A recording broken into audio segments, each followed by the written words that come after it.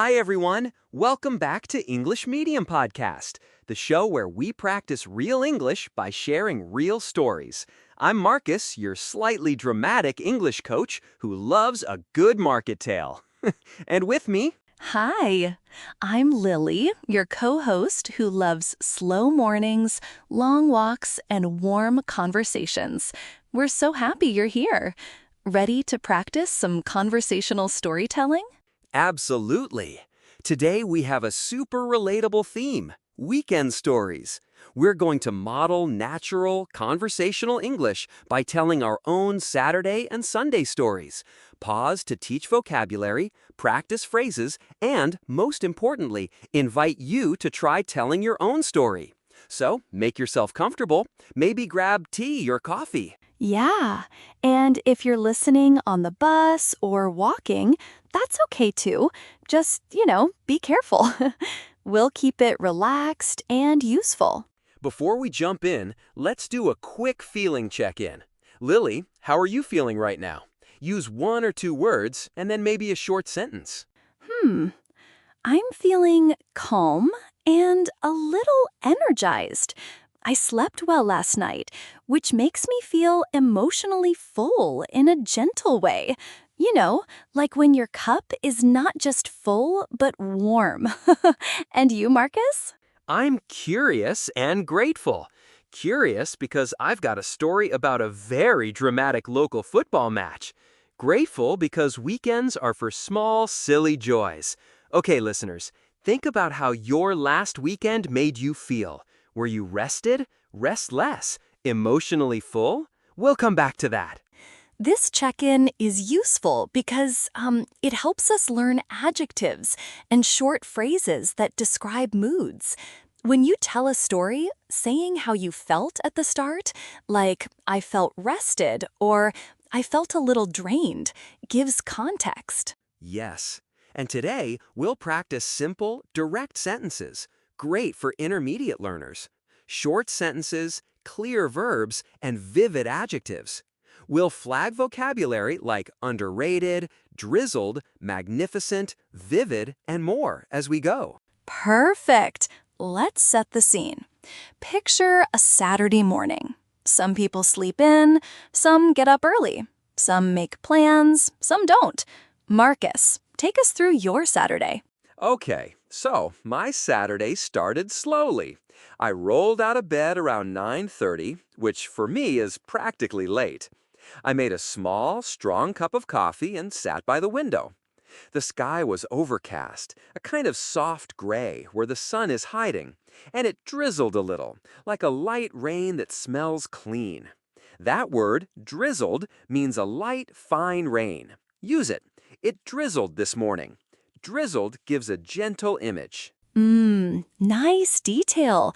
It drizzled is great because it's more descriptive than just it rained. It's like more specific. Exactly. After coffee, I biked to the outdoor market. I love markets. The produce stalls, the sound of people chatting, the smell of spices. There was this vendor selling roasted almonds with cinnamon. They were honestly underrated. Underrated means people don't appreciate something enough, but it's actually great. You could say, that coffee shop is underrated, or her advice is underrated. Try that. Underrated. I like that. So while he was at the market, something unexpected happened at the football match, right? Oh, yes. I had tickets to the local match in the afternoon. We were all excited, and honestly, the crowd was electric. The team was playing, well, let's say they were not doing great in the first half. Then, in the second half, everything changed. One of the players scored a magnificent goal. Magnificent means grand, wonderful, really impressive. The stadium erupted. People were shouting, hugging, some were crying. It felt vivid, like a movie scene. Wow, that word vivid, it's perfect because it tells listeners that the memory is colorful and strong. When you say vivid, you're telling someone the memory is easy to picture. Right. And that moment taught me two things. 1. Never leave after the first half, and 2. Local matches are often more dramatic than you expect. Also, quick vocab. Erupted is a strong verb that means something happened suddenly and loudly, like the crowd erupted in cheers. Use it sparingly. It's dramatic. Listeners, note how Marcus uses short descriptions and little comments. It makes the story feel natural. Throw in a vocabulary word, then show it with an example. That helps us learn by context. Good point. Okay, your turn. Tell us about your Saturday, Lily. My Saturday began really early, like pre-dawn early. I went for a hike up a small hill near my house. There's this path surrounded by tall grass and wildflowers.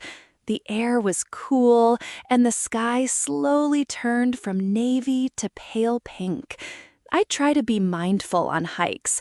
Notice my breath, notice how my feet touch the ground. That helps me live in the moment. Live in the moment means paying full attention to right now, not worrying about the past or future. Nice.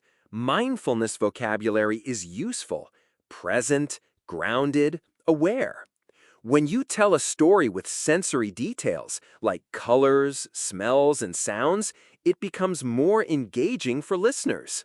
After the hike, I came home, made breakfast, and spent the afternoon journaling. I wrote about small things I was grateful for, a basic practice I call my weekend reset. Then something sweet happened. My neighbor, Mrs. Kamara, knocked on my door with a basket of baklava she'd made. She's a lovely, chatty woman in her 70s. We sat on the step with tea and talked about everything from gardening to her childhood. It was heartwarming. Ah, heartwarming is a great adjective. It means it made you feel warm inside, emotionally good. Also, that little neighbor interaction is the kind of ordinary moment that makes a story relatable. Exactly. Small human moments are often the best stories. They feel authentic. Okay, quick pause. Listeners, if you'd like, pause the episode now and think for 1 minute about one small human moment from your last Saturday.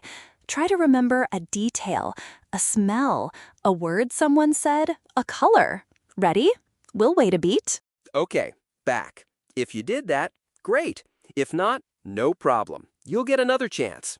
This little exercise helps build your story memory.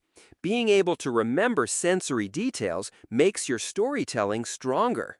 Also, don't aim for perfection. Describe what you can.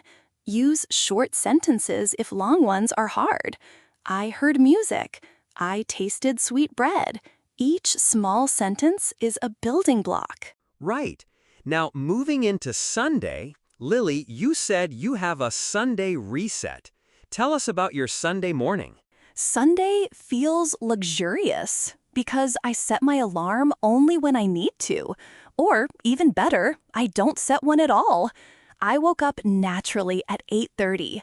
There is something special about waking up without an alarm. It feels like a small holiday. My Sunday was slow.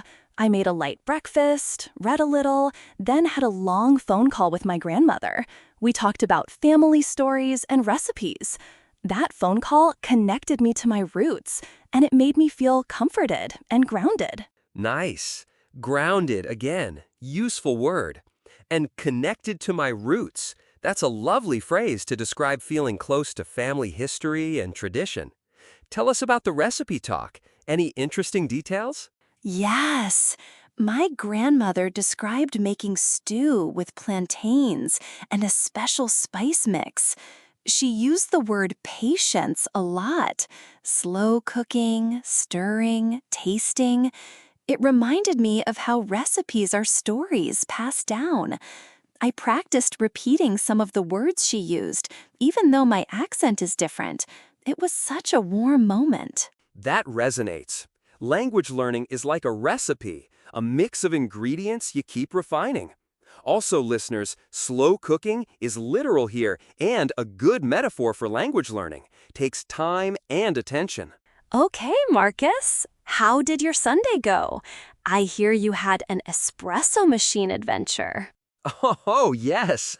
I've been trying to master this espresso maker at home. It's one of those small manual machines that feels, honestly, like a tiny spaceship. Sunday morning, I decided to be brave and practice. I read the instructions, which are always a little too optimistic. Then I tried to grind, tamp, heat, and steam. For about 20 minutes, nothing happened. Then, finally, I pulled a shot that was somewhat acceptable. You could say I persisted. Persisted means you kept trying despite difficulties. Persistence, great word. So then you had the family barbecue. Yes. In the afternoon, we had a family barbecue, lots of laughter, loud music, and way too much food. My uncle, who's the life of the party, decided to show off by feeding a piece of chicken to our neighbor's dog. Long story short, the dog stole the whole chicken. It was chaotic and hilarious. My uncle tried to chase the dog, but he slipped on a wet patch and fell into a kiddie pool. It was one of those ridiculous family moments you can't make up. That's perfect. Those images, uncle, dog, slipping, are vivid. They make the story funny and memorable. Also, ridiculous is the right adjective. Exactly. Okay, now let's pause for a quick engagement break. We want you to practice. Please take a moment and tell us, out loud if you can, one sentence about your last Saturday. Use one new word from our episode if you can. Maybe vivid or underrated or drizzled. We'll give you a few prompts to help. Prompt 1. Last Saturday, I. Prompt 2. One small, vivid moment was. Prompt 3. A person who surprised me was. Try one or all three. Pause now. We'll wait. Okay. Great. If you managed one sentence, amazing. If you did two, even better. If you didn't, that's okay. Try again later. Sharing even one sentence builds fluency and confidence. Also, if you're comfortable, post your sentence in the comments or send us a voice message. We love hearing from you. Community practice is powerful. Now, we're moving into a vocabulary and language recap. We'll highlight several words and phrases from our stories, explain them, and show examples. First word, underrated. Marcus used it. Definition, not appreciated as much as it should be. Example, that little bakery is underrated. Their croissants are amazing. Try to make a sentence. Second word, drizzled, means light rain. Example, it drizzled while I walked to the bus stop. Third word, magnificent, very beautiful or impressive. Example, the view from the hill was magnificent. Say it once, magnificent. Fourth, vivid. Definition, producing strong, clear images or memories. Example, I remember the concert in vivid detail. Fifth, erupted, means to express suddenly and loudly. Example, the audience erupted in applause. Sixth, heartwarming, something that makes you feel emotionally warm. Example, the story she told was heartwarming. Keep these in your pocket. Seventh, grounded, feeling stable and emotionally steady. Example, after the hike, I felt grounded. Eighth, persisted, to keep trying. Example, I persisted until I fixed the espresso machine. Ninth, ridiculous, absurd or funny in a surprising way. Example, the dog stealing the chicken was ridiculous. These are the key words we use today. Now, let's give tips on simple sentence structures. Remember, subject, verb, object works wonders. I, subject, walked, verb, to the market, object. Add a detail. I walked to the market in the rain.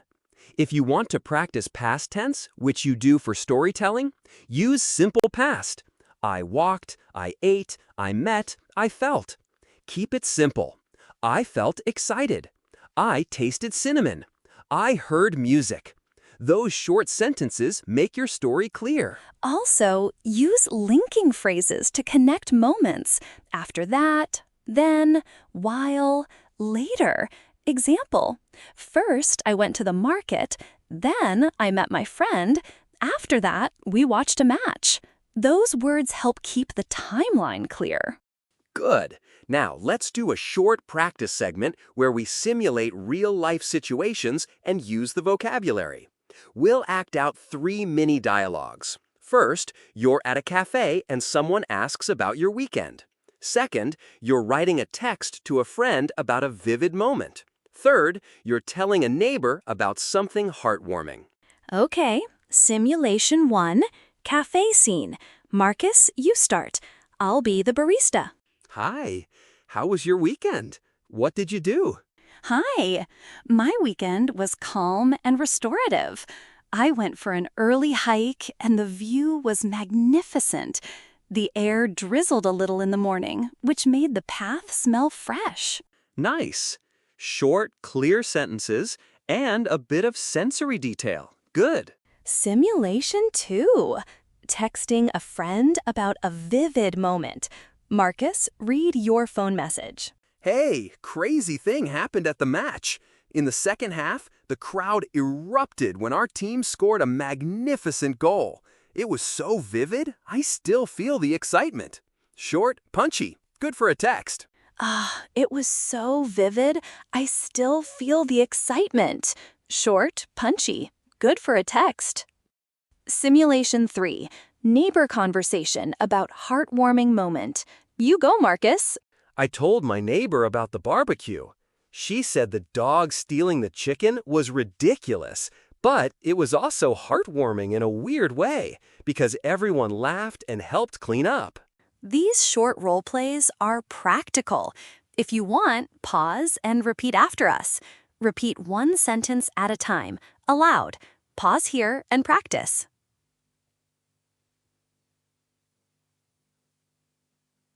Ready? Back to us. Now, let's go deeper into narrative structure, the formula we mentioned earlier. Lily and I like to use a simple weekend formula. One movement, one connection, one quiet moment, and one laugh. This keeps the story balanced: action, relationship, reflection, and humor. Yes, movement could be a walk, a market visit, a hike. Connection could be a phone call, a chat with a neighbor, a hug. Quiet moment is your alone time, journaling, making coffee. And laugh is the unexpected, silly thing. When you organize a story with this formula, listeners can follow easily. Let's demonstrate. I'll tell a short story using the formula quickly. Movement: I biked to the market. Connection: I bumped into an old friend. Quiet moment: I sat and drank my coffee by the window. Laugh: my uncle fell into a kiddie pool at the barbecue. Short, clear. Now you try. Pause and make your own mini story using the formula. Say it out loud if you can. We'll wait. Okay, welcome back. Great. Now, some advanced tips for storytelling that still use simple language. First, choose a clear start and end. Start: last Saturday. End: and that made me feel. And second, vary sentence length. Mix short and longer sentences to create rhythm. Third, show, don't tell. Use sensory details, colors, sounds, tastes. Fourth, use verbs that show action: walked, laughed, shouted, slipped. Also, don't worry about perfect grammar while speaking. Correct yourself gently if needed. Often, listeners value sincerity over perfect grammar, and mistakes are learning moments. Now, let's practice expanding a small detail into a short scene. We'll take Lily's neighbor scene, the baklava moment, and expand it. Lily, you start with a one-sentence summary. Then I'll add a sentence, then you finish. We'll model how to build a scene together. Mrs. Kamara knocked on my door with baklava. We sat on the step with tea, and the baklava smelled like honey and spices. She told me a story about making baklava when she was a child, and I listened, feeling both curious and comforted. See how that becomes a small scene? 3 lines, simple verbs, sensory detail, emotion. You can do this with any small event. Okay, time for another interactive practice. We'll ask you to tell us a short scene now, using 3 sentences. What happened, a sensory detail, and how it made you feel. We'll wait a moment. Great! While you think, I'll give an example from my market trip in 3 sentences. 1. I bought roasted almonds at a stall. 2. They smelled of cinnamon and caramelized sugar. 3. Tasting them made me smile and feel cozy. Short, sensory, emotional. Wonderful. Listeners, you can record yourself, or write, or say it aloud. Practice is the main path to fluency. Now let's talk about listening comprehension. When you listen to someone's story, focus on these markers: time words, first, then, after, emotion words, happy, relieved, surprised, and sensory words, smelled, heard, saw. These anchors help you follow. Also, don't try to understand every single word. Listen for the main idea and the feeling. Later, rewind and catch smaller words. That's an effective listening strategy. Good tip. Now we're going to role play a slightly longer dialogue where Lily interviews me about the football match. This will show how to ask follow-up questions and how to answer in natural ways. Lily, you're the interviewer.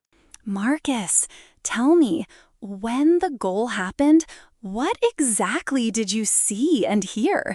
Be specific. I saw fans stand up at once, hands in the air. I heard this deep roar that felt like a physical thing, like it pushed through your chest. People were hugging and a few people were crying. The announcer's voice got louder and someone started singing. It was chaotic in a good way. And how did that make you feel in the moment? I felt electric and small at the same time. Electric because the excitement sparked through me. Small because in that moment, I was part of something bigger than myself. The crowd, the team, the place. It's hard to explain, but it felt connected and alive. Follow-up question. Did you use any new words or phrases to describe the scene to a friend later? Yes, I said the crowd erupted and the goal was magnificent. I also told them the scene was vivid. That helps someone imagine it, even if they weren't there. Nice! That interview model shows how to get details from a speaker by asking sensory and emotional questions. Try it with a friend. Ask, what did you see? What did you hear? How did it make you feel? Now let's do a little pronunciation focus. A few words we used have sounds that learners often practice. Drizzled. Notice the Z sound in the middle. Drizzled. Say it with me. Drizzled. Magnificent. Magnificent. Stress on nif. Vivid. Vivid. 2 quick syllables. Repeat after us slowly and then faster. Drizzled. Magnificent. Vivid. Drizzled. Magnificent. Vivid. Good. Little repeats help your mouth remember. Also, contractions make speech sound natural. Instead of I am going to the market, say I'm going to the market. It is becomes it's. Practice using contractions in casual stories. Now I'd like to share a short personal anecdote about a small mistake that helped me learn English. I once tried to describe the color of a scarf as peach, but I accidentally said beach to a neighbor. She laughed, corrected myself, and we both learned a new word. Mistakes like that are, memorable and helpful. Yes, Mistakes equals information. Treat them kindly. Now, let's do a listener challenge before our reflection segment. We want you to record a 30 to 60-second audio describing your last Saturday, using at least 2 vocabulary words from today's episode. If you can, mention how you felt. If you want, send it to our community page or practice with a friend. This challenge helps with both fluency and confidence. We'll give you an example to model. Last Saturday, I went to a small market. It drizzled a little, and I bought warm bread that smelled amazing. The crowd was lively, and I felt grounded and happy. Okay, reflection time. Let's talk more about our weekend formula. 1 movement, 1 connection, 1 quiet moment, 1 laugh. Lily, what do you think is the most important element for language practice? For me, connection is the most important. Speaking to others, even for a minute, gives you real feedback and warmth. A conversation pushes you to listen and respond. It's practice plus human contact. So if you can, find 1 small conversation each week to practice English. I agree. I also think the quiet moment is crucial because it's where we notice language inside us. When you journal or repeat a scene to yourself, you build internal fluency. Movement gets the story started, the laugh makes it memorable. Together, they create a full picture. Now, let's do a longer practice section where we role-play a phone call and a text conversation. This will help listeners practice spoken and written conversational English. Phone call first. Marcus calls Lily to tell her about a silly thing that happened at the barbecue. We'll use natural pauses and filler words. Hey Lily, it's Marcus. You will not believe what happened at the barbecue. Oh, tell me, what happened?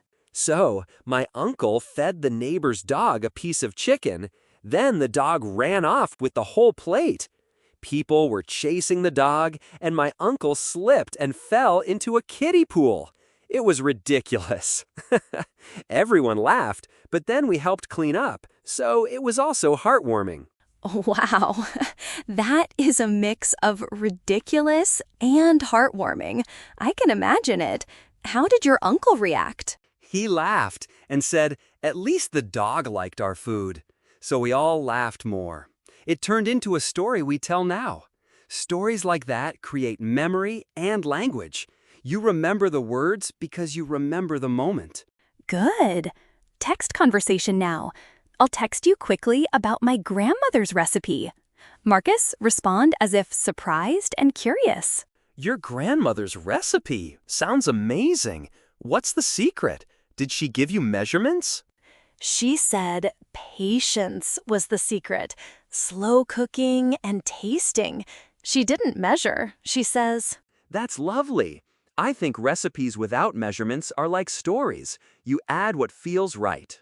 All right, moving toward the closing reflection.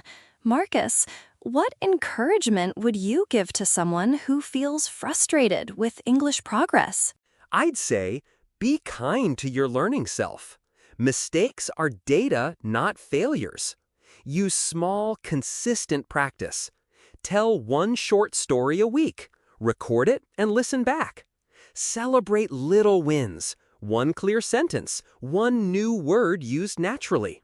The path is long, but steady steps add up. Yes, and I add, share with others.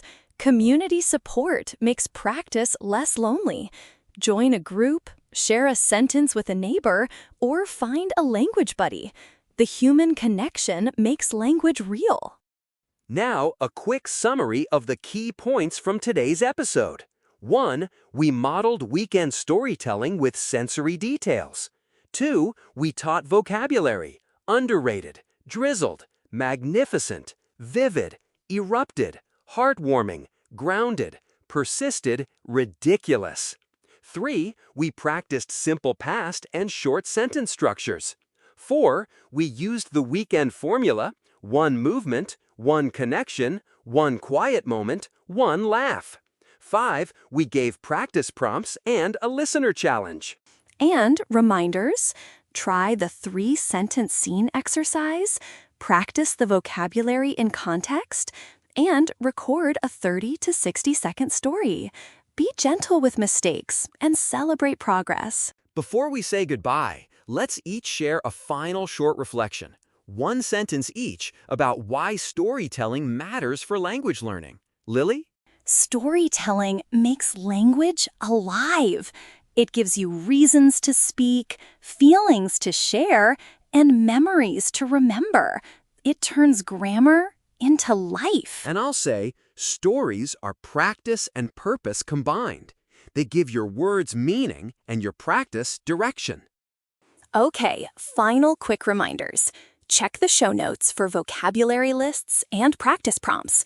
If you liked this episode, share it with a friend who is learning English. And send us your 30 to 60-second story. We might feature it in the community segment next week. Thanks for spending your time with us. Keep telling small stories, keep listening, and keep practicing. We'll be back next week with another episode. Until then, enjoy your next weekend. Bye. Bye. Bye. Remember, one movement, one connection, one quiet moment, one laugh. Talk soon.